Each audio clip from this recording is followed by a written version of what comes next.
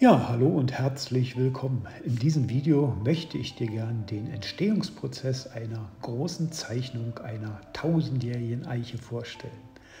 Wie du siehst, erfolgt erst die Unterzeichnung, der Hintergrund wird angedeutet und dann arbeite ich schichtweise die einzelnen Strukturen aus. Wichtig ist erstmal am Anfang hell und dunkel festzulegen, um dann die Details einzuzeichnen, wie hier gerade diese Eule, die aus dem Astloch schaut. So eine alte Eiche hat ja immer eine sehr kräftige und starke Borke. Die Wurzelanläufe, die du siehst, ja, sind im Laufe der Jahrhunderte immer wieder durch Überwallung entstanden. Damals wurden ja noch die Tiere durch den Wald getrieben und haben dann die Eicheln gegessen. Ja, und der Baum überwallt halt die Schäden von den Tieren und daher entstehen sehr oft solche spannenden Wurzelformationen.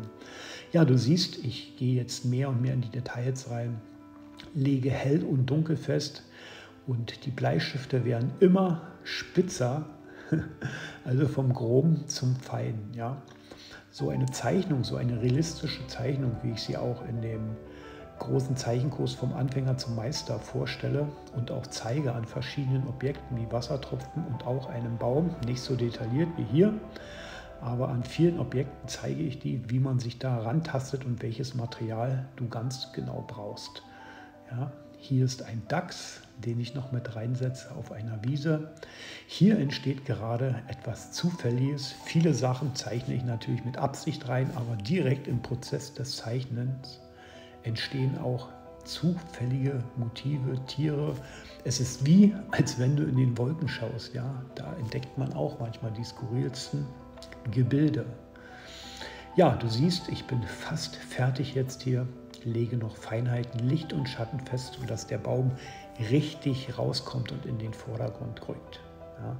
Also, dass man diesen starken 3D-Effekt richtig spürt und hat. Ja? Und das sind dann wirklich die minutiösen Feinarbeiten, die ich Stück für Stück immer feiner rausarbeite. Hier ein Reh mit einem Rehkitz und im Vordergrund jetzt etwas näher zu sehen, ein Jagenstein. Also kein Grabstein, sondern ein Jagenstein wird der genannt, wo früher oder auch noch heute der Wald gekennzeichnet wird, also die einzelnen Abteilungen, denn der Wald hat keine Straßennamen. Ja. So, jetzt noch ein paar letzte Details, dass diese Überwallung beim Baum richtig rauskommt, diese Wölbungen richtig rauskommen, diese 3D-Formen richtig zu sehen sind und dadurch bekommt diese Eiche ihren knackigen Charakter. Ja, und häufig bekomme ich die Frage gestellt, wie man denn nun so realistisch zeichnen kann. Die Antwort ist einfach. Ja. Es geht erst einmal um den grundsätzlichen Aufbau des Motivs, um sich dann Stück für Stück ranzutasten an die realistische Ausarbeitung. Das erkläre ich auch ganz genau in dem großen Zeichenkurs vom Anfänger zum Meister, der schon sehr vielen Menschen weitergeholfen hat, um dann wirklich ihre Wunschmotive lebendig zeichnen zu können. Wenn du daran Interesse hast, schau gern unter dem Video in dem Link vorbei. Bis dann.